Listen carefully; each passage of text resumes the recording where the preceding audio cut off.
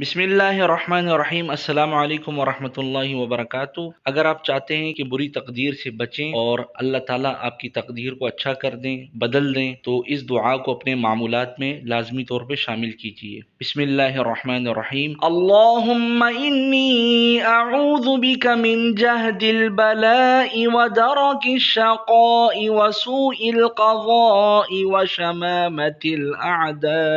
एक बार और तलफ़्फ़ुज़ समाअत फरमाइए। अल्लाहुम्मा इन्नी अऊज़ु बिका मिन जहदिल बलाइ व दरकिश शक़ाइ व सूइल क़ज़ाइ व शमामतिल अअदा।